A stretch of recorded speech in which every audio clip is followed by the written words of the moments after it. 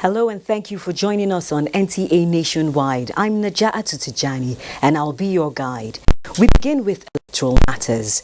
The Independent National Electoral Commission is strengthening processes to ensure effective use of smart card readers and to engage the National Assembly for robust electoral reform.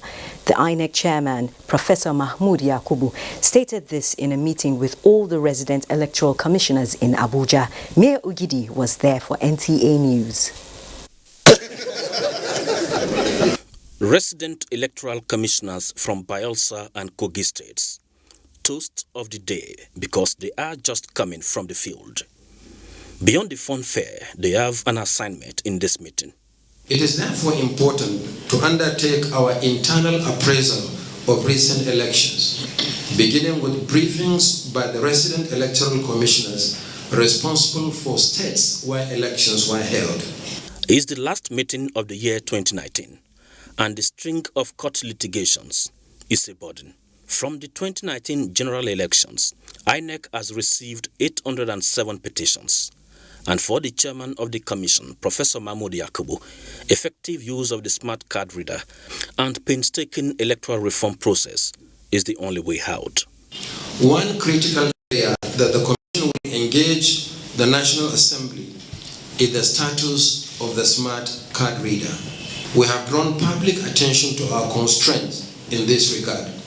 We have no capacity to arrest offenders and conduct investigation. That is why we believe that the Electoral Offences Commission and Tribunal will dispense justice dispassionately and speedily in the same way that the Electoral Court deals with violations in other countries such as South Africa. The doors of the meeting are closed for family talks, but outside, the door of a vehicle opened, and it was Smart Adeyemi, Senator-elect for Kogi West, a long walk to victory. And here he is to collect his certificate of return, though not alone, but with Mohammed Idris, member House of Representatives elect for Ajakuta Federal Constituency for the just concluded National Assembly supplementary elections in Kogi State, sharing the same mission with Smart at the INEC office, that is to collect his own certificate of return as well. To continue in joining President Muhammadu Buhari in moving Nigeria to the next level. I am very happy. That's all I can tell you this morning. One more step to finally acquiring a seat in red and green chambers, that is, the swearing in at the National Assembly. Mayor Ogidi, NTA News. Now, border closure could bite deep into the convenience of Nigerians, but a summit on implementation of the Science, Technology and Innovation Policy is recommending expansion of the closure to include imported technology. Onengi Fineface reports. To mitigate Nigeria's innovation rating, successive governments have developed and reviewed science, technology and innovation STI policies, the latest being the National Science, Technology and Innovation Map 2017 to 2030. Despite the several reviews of this policy, Nigeria remains on the lower rung of Global Innovation Index, occupying 140th position in 2019. From Adamawa State, Professor Sunday Osemiahon of the Modibo Adamawa University of Technology, Yola, is in Abuja for a summit on implementing STI policies with the view that border closure should be extended to technology-based goods and services to propel positive action for innovation development.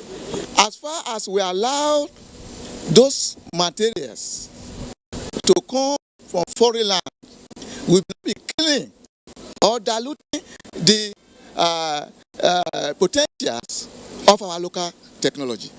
And if we continue like this, there is no way we can grow technologically. National Institute for Training, Research and Economic Development, organizers of the summit, are also pushing for innovation growth in country with focus on translating policies to concrete action. But we need to see through all this and come out with a strategic plan with targets. If it is roads, we should be able to build and maintain our roads in the next 5-10 years using local technology. Critical component of the summit is the agreement that innovations outcomes of research and development. Consequently, Improved funding for the sector is solicited to stimulate innovative productions in Nigeria. In Abuja, on NGA Fine Face, NTA News. Meanwhile, the Minister of Trade and Investment, Adeniyi Adebayo, says the federal government is determined to provide a conducive environment for the private sector to thrive. Mr. Adebayo stated this while inaugurating a local roofing tile production industry in Asaba, Bayelsa State. Uchenna Nwekoyo has details. Local industries like this confirm government's commitment to the ease of doing business. For the Minister of Industry, Trade and Investment, Adeniyi Adebayo, they are critical to the federal government's plan of lifting millions of Nigerians out of poverty. He commended for look at all the challenges, all the problems that exist with a view to correcting them.